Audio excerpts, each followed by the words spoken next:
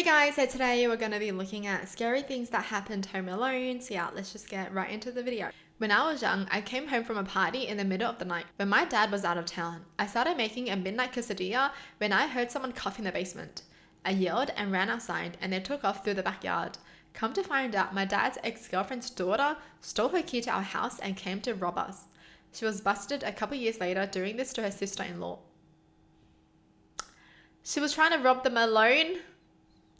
Yo, that is crazy. She was really in the basement and she coughed. That's like a freaking comedy movie, man. She was like, I'm gonna steal everything. This happened shortly after I adopted my first ever dog and bought my house. I was home alone and I was laying in bed watching YouTube with my dog asleep next to me. Standard night off, honestly. All of a sudden, my dog jumps up out of her dead sleep and starts this deep guttural growl I've never heard before and puts himself between me and the bedroom door. Ears were flat, eyes wide, and his back hairs were straight up. He kept this up for a few minutes. He then backed up into me and pushed me to the other side of the bed and laid down facing the door. He didn't go back to sleep for over an hour. What a good boy.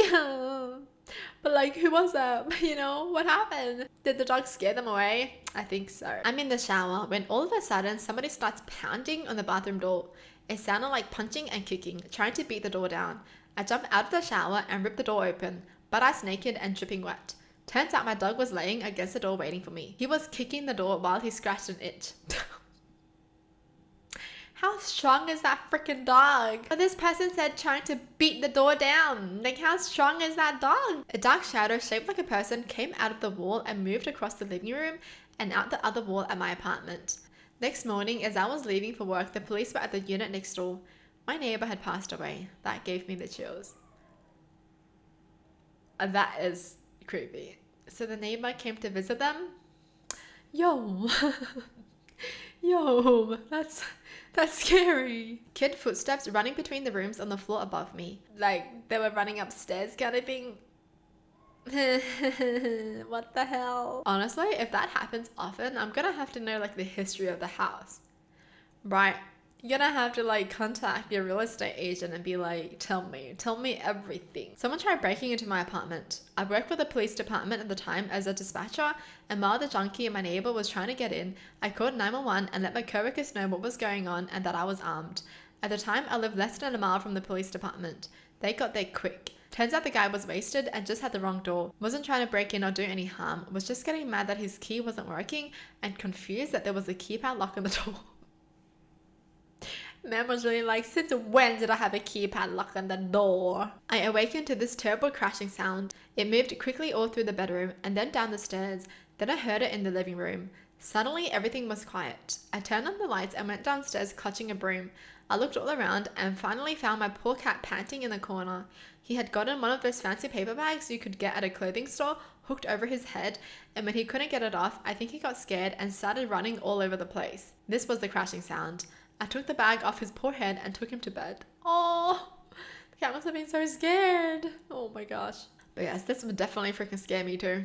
Even when the wind causes like a door to make sound, I get so freaked out because it's like, is that just the wind or is someone trying to come in? When I still slept with my parents, I saw someone just watching them sleep. They didn't realize my blanket was open because of how small the opening was. They watched my parents for 2 hours. They didn't steal anything, just watched them sleep with a creepy smile. To this day, I don't know who that was. That is freaking scary. Did they end up telling the parents that someone was watching them sleep for 2 hours just smiling? Maybe it might be like the late grandparents, great grandparents. I don't know, because why would you watch someone sleep for 2 hours smiling? Excuse me? I was 12 years old and was staying home alone sick from school. My mother left to go do something, so I was solo in the house. The phone rang and I answered it with our standard household greeting. This deep, raspy male voice said, "Your daughter's not going to school today." I just R-rated and killed her, and then they hung up. In retrospect, it was probably some horrible prank call, but it scared the ever-living daylights out of me because I was 12 years old, alone on a huge farm property, and this was the time before cell phones, so I had no way to contact my parents. I ended up running a few acres across our fields to my neighbor's house. They were kind enough to let me stay until I saw my mother's car coming up to the driveway a few hours later. I didn't feel safe being alone in that house. All of my sisters were grown adults and lived in other states, but my mother did call them all to make sure everybody was okay. That's why we think it was a prank call. Still scared the daylights out of me. Why would anyone prank call like that? Like, that person should actually get arrested. Like, it's not funny. What? They literally just traumatized this kid. Are you kidding me? Like, good on this person for like running out to the neighbors and actually, getting help and not staying home alone. Because if it wasn't a prank call, I would just assume they're in the house. What the hell? Somebody tried to break into the house while I was by myself. The whole place was quiet and dark at night time. I walked past the front door to go upstairs for bed, and the handle suddenly started jerking around like the Hulk was trying to get in. Then whoever it was started to either kick or shoulder the door, and it was making the whole frame jiggle. I completely froze and my mind went blank, just standing there like an idiot and staring. My dog bolted down the stairs like it was her time to shine, scrambled on the tile, and let loose the most vicious barks I've ever heard. Whoever it was left. She was a very good girl. I miss her. Oh, this is why you need a dog. Okay, they protect. I was home alone one night while my wife and son were visiting my mother-in-law. I walked back to our bedroom to see someone rummaging through my son's room on the video baby monitor. Immediately grabbed my firearm and yelled to the other side of the house, "I am armed, come out slowly." Over and over while slowly making my way back to his room. Got there, flipped on the light, and nothing. Searched the whole house, pumped full of adrenaline.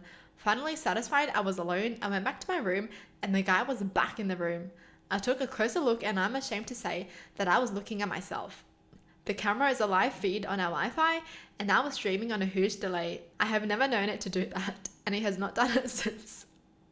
Man was looking for himself. Man was like, come out right now to himself. Yo. Almost choked to death on a peanut butter and honey sandwich.